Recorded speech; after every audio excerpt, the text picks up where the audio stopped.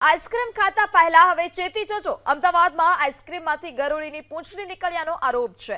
મણિનગરમાં હેવમોર આઈસ્ક્રીમમાંથી પૂંછડી નીકળ્યાનો આરોપ છે. મણિનગરના પરિવારને ગઈકાલે રાત્રે આ કડવો અનુભવ થયો. ચોકલેટ કોર્નરમાંથી તેઓએ આઈસ્ક્રીમ લીધો હતો અને આ ચોકલેટ કોનમાંથી આ પ્રકારે ગરોળી નીકળ્યાનો આરોપ છે. પરિવારની ફરિયાદ બાદ આ સમગ્ર મામલે તપાસ શરૂ કરવામાં આવી છે.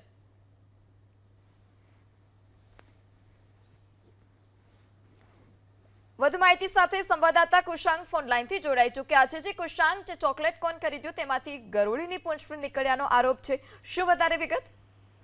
જો મણિનગર વિસ્તારના સ્થાનિકને જે અનુભવ થયો છે, જ્યારે ગઈકાલે જો પરિવાર સાથે ગયા હતા હેવમોર આઈસ્ક્રીમ પાર્લર છે તેમાંથી તેમણે આ કોર્ન ખરીદ્યો હતો અને જ્યારે કોર્ન સંપૂર્ણ રીતે ખવાઈ ગયો તે બાદ તેનો જે નીચેનો હિસ્સો હતો ત્યાં આગળથી ભેદી ખાદ્ય પદાર્થમાં એક ચીજ વસ્તુ નીકળી હતી, જેને તપાસ કરતા તેમનો આક્ષેપ એ પ્રકારનો છે કે આ ગરોળીની પૂંછડી છે. જોકે